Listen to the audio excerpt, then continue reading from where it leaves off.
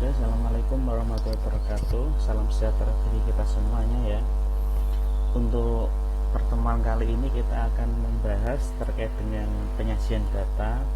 Setelah kemarin kita berbicara mengenai apa itu statistika, apa itu statistik, kemudian termasuk juga populasi sampel, bagaimana sampel yang representatif, dan juga teknik pengambilan sampel juga, ukuran sampel, kemudian variabel, data, dan juga lain-lain.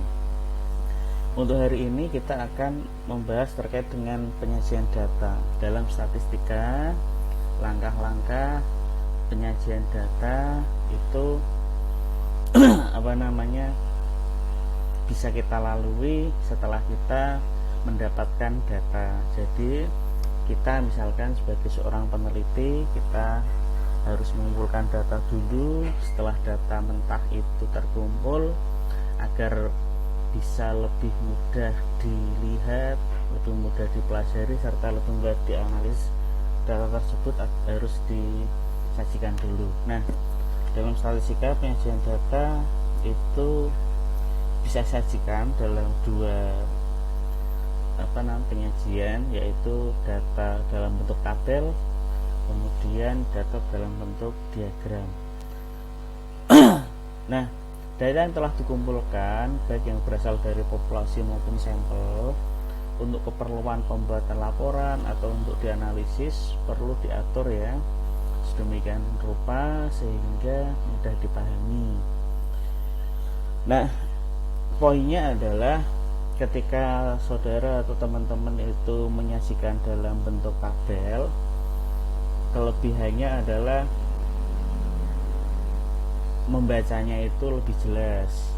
Tabel itu kan ketika kita membaca lebih jelas, tetapi ketika untuk keperluan presentasi saya rasa diagram lebih menarik, karena ketika tabel disajikan kurang menarik.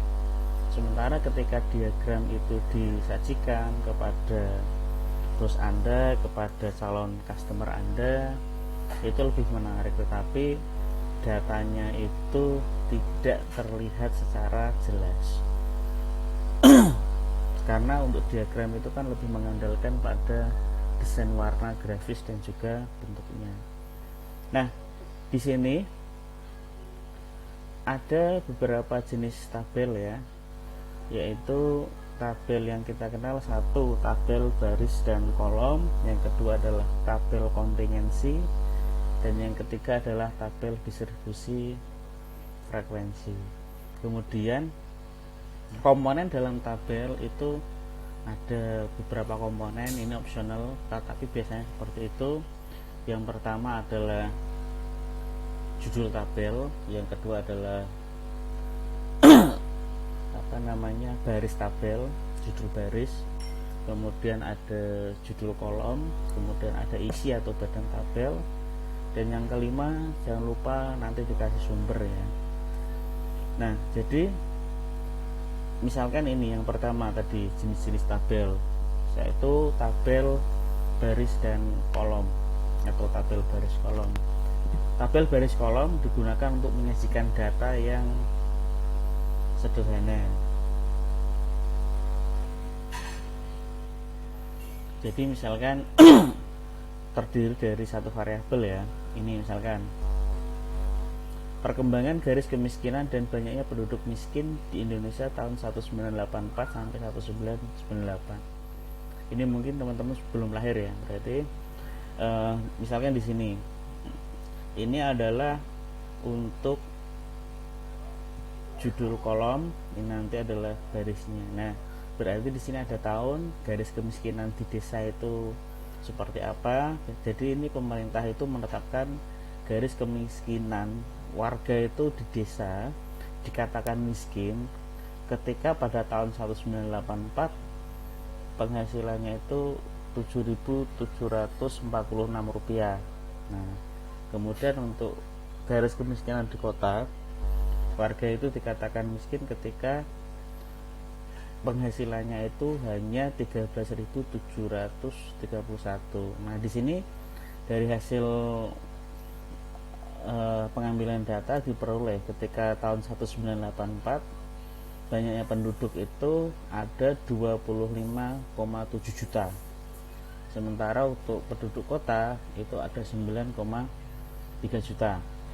Sampai pada tahun 1998 itu untuk garis kemiskinannya itu 41.588. Jadi ketika warga itu penghasilan tidak ada segitu berarti dikatakan miskin. Kemudian banyak penduduk miskin di desa itu ada 56,8 juta jiwa. Nah ini trennya naik ini berarti ya. Bukan naik, ini sebenarnya trennya menurun. 84, 87, 90, kemudian 93, 96. Nah ini banyak ini karena krismon ini dulu. 98 karena ada krismon ya. Untuk kota juga sama, 9,3, 9,7. Ini kan trennya itu ya agak menurun, tetapi ketika di tahun 1998 waktu ada krisis moneter langsung naik. Nah ini kan jangan lupa sumbernya itu Biro Pusat Statistik atau BPS ini, Badan Pusat Statistik kalau sekarang, tahun 1998. Ini tabel baris kolom. Kemudian ada lagi tabel kontingensi. Untuk data yang terdiri dari dua variabel atau faktor, dapat dibuat tabel kontingensi bila faktor pertama terdiri dari A kategori dan faktor B terdiri dari B kategori. Maka tabelnya dibuat tabel kontingensi A, B, dan A dinyatakan banyak garis, B menyatakan banyaknya kolom. Ini misalkan A jenis kelamin, tingkat sekolah ya. Ini misalkan tahun 1999 SD, SMP, SMA, jumlah siswa ya di Kabupaten X. Misalkan ini laki-laki, dari hasil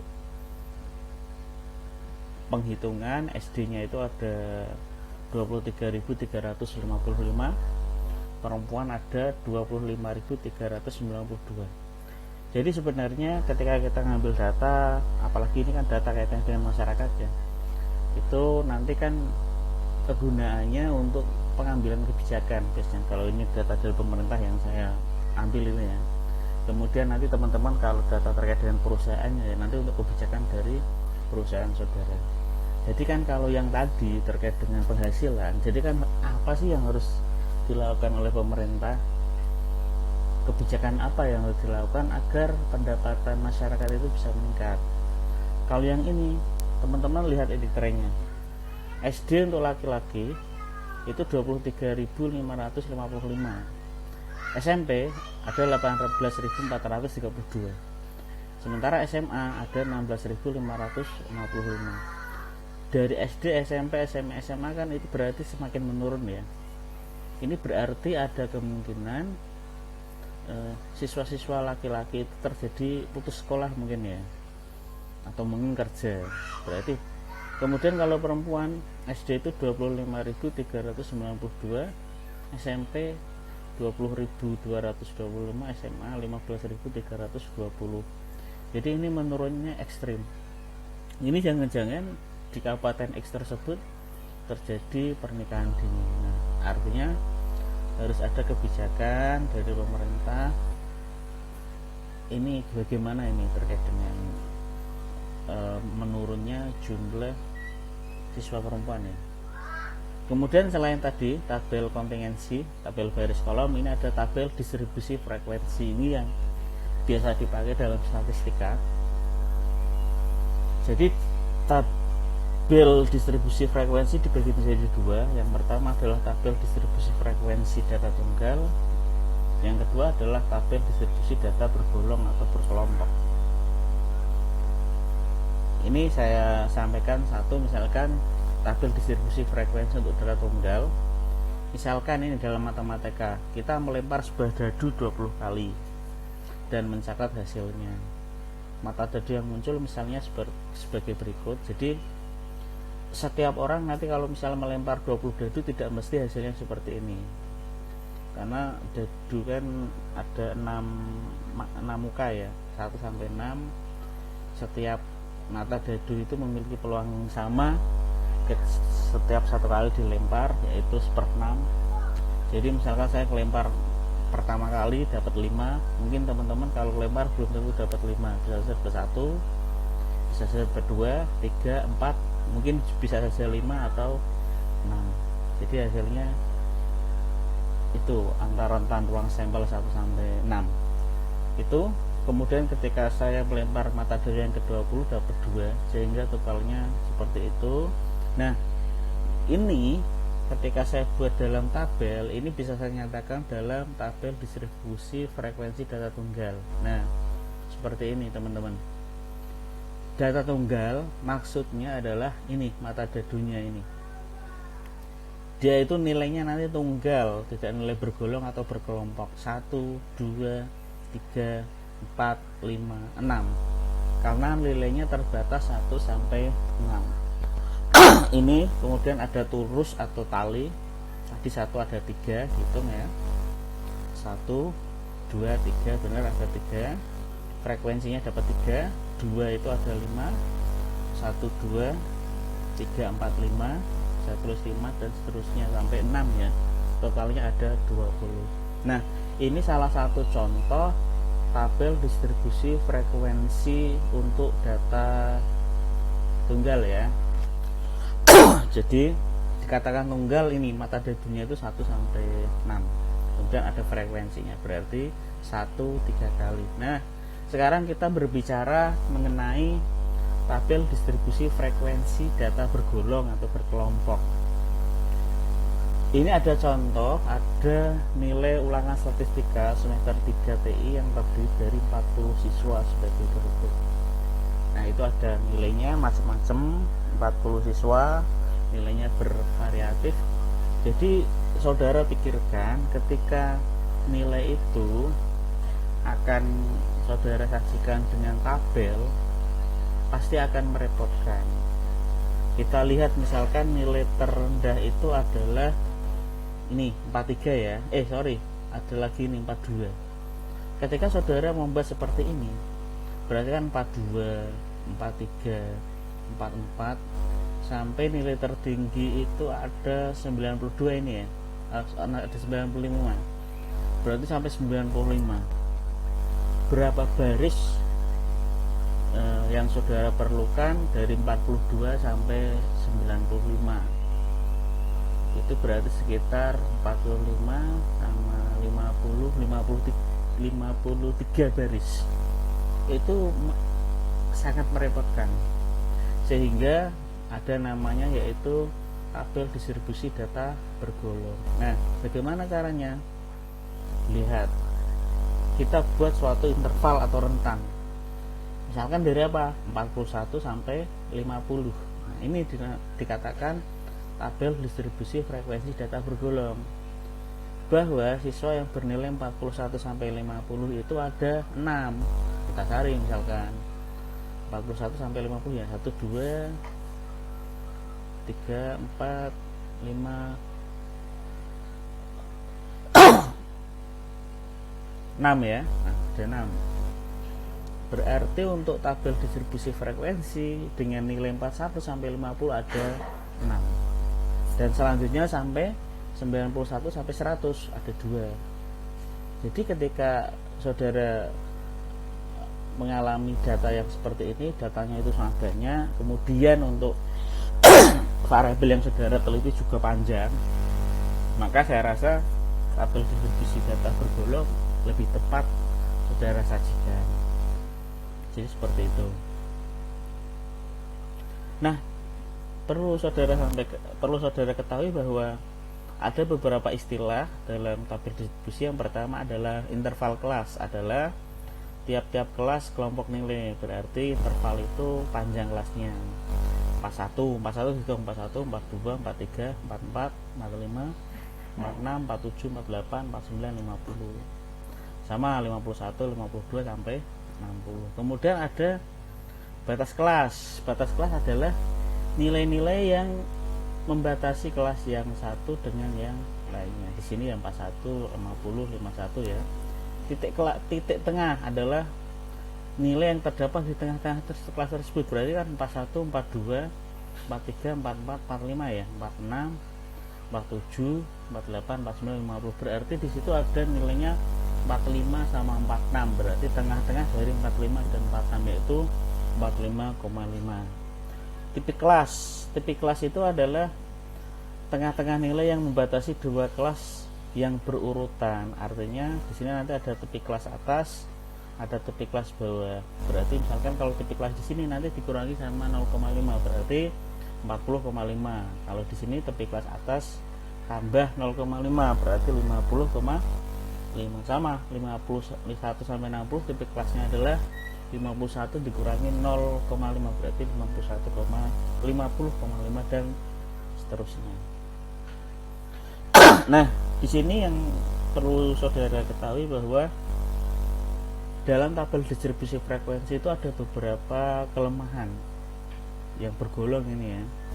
Kalau yang di tabel distribusi frekuensi tunggal itu kan tidak ada masalah, karena intervalnya itu kan cuma satu yang tadi kan, misalkan dadu 1 sampai 6 itu kan 1, 2, 3, 4, 5, 6. Tetapi untuk data tabel distribusi frekuensi bergolong itu ada beberapa kelemahan ya.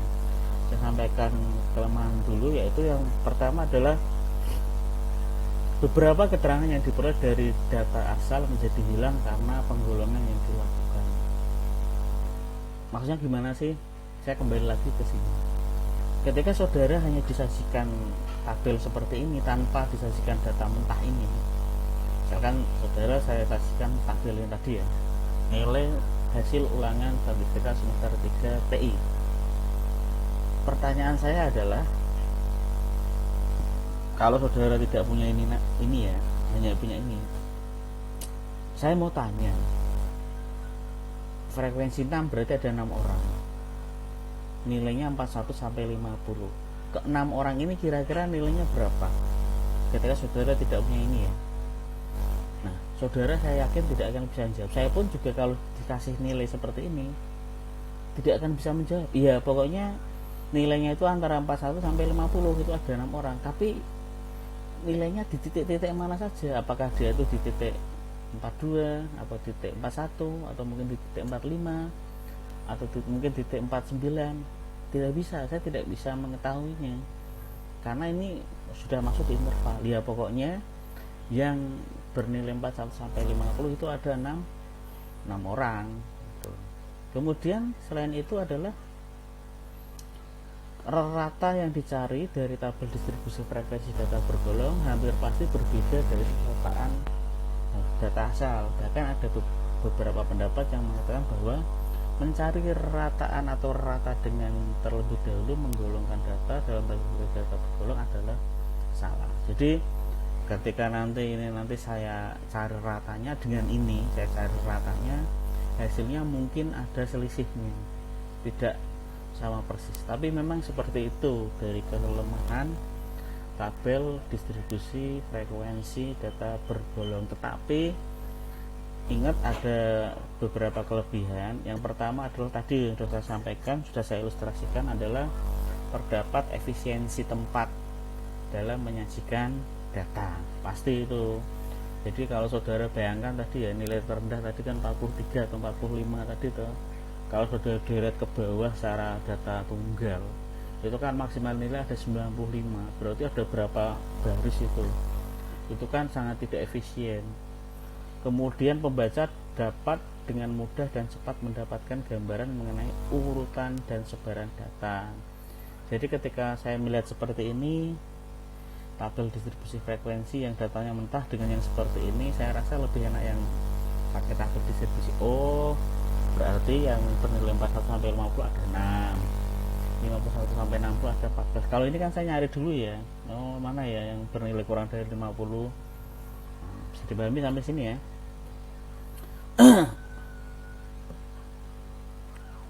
Nah, kemudian bagaimana sih cara menentukan intervalnya, panjang kelasnya? Sebenarnya tidak ada pedoman baku ya yang mutlak yang harus diikuti dalam menentukan banyaknya kelas atau panjang kelas. Tetapi disarankan agar, tadi punya saya 10 ya, itu juga kebanyakan. Jadi disarankan yang penting satu, harus konsisten.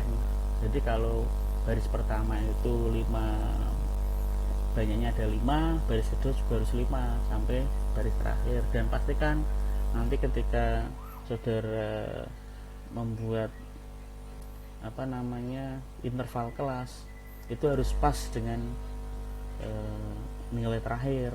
Kalau misalkan saudara berbicara mengenai nilai itu kan maksimal nilainya 100 ya, jangan sampai saudara itu ngomongnya 8 itu kan ternyata ini 93 tambah 8 itu kan 101, itu juga nggak bagus. Jadi perlu dipastikan atau teliti bahwa satu, panjang kelas itu bebas ya, sarannya antara 5 sampai 8. Kemudian setelah itu harus pas, setiap kelas itu memiliki panjang yang sama, dan kemudian ketika kelas terakhir itu jangan sampai melebihi pedoman yang sudah ditentukan. Kemudian ada satu lagi yaitu distribusi frekuensi relatif. Itu kan di sini ada relatif, itu berarti menyatakan banyak data yang terdapat pada setiap kelas dalam bentuk absolut jika frekuensi masing-masing kelas dinyatakan dalam persen terhadap frekuensi total. Ini tadi ya, bahwa yang bernilai 41 sampai 50 itu ada 15%. 15% itu diambil dari ini tadi, 6 dibagi 40 dikalikan 100%, berarti nilainya 15%. Kemudian 51 sampai 60 tadi ada 14 dibagi 40 keseluruhan kali 100% hasilnya 35. 61 sampai 70 tadi ada 8 ya, 8 per 40 kali 100% ada 20%, dan seterusnya, totalnya nanti ada 100%. Kemudian ada distribusi kumulatif kurang dari. Ya, maksudnya gimana sih? Misalkan kita berbicara nilai, tadi kan intervalnya dari 41 ya, 41 sampai 50 ya. Kalau kurang dari gini bahasanya, nilai yang bernilai kurang dari 41 ada berapa toh? 0. Kurang dari 51 berarti 41 sampai 50 tadi ada 6. Kurang dari 61 itu kan berarti 51 sampai 60. Ini bukan 51 sampai 60, tapi dia bernilai dari 41 sampai 60 karena dia bernilai kurang dari 61, ada 20 dan seterusnya. Kemudian kumulatif lebih dari. Kalau lebih dari itu 41 atau lebih semuanya bernilai 41 lebih ya, berarti 40 siswa itu semuanya bernilai lebih dari 41. Yang bernilai 51 ada 34, 61 dan seterusnya. Ini distribusi kumulatif lebih dari.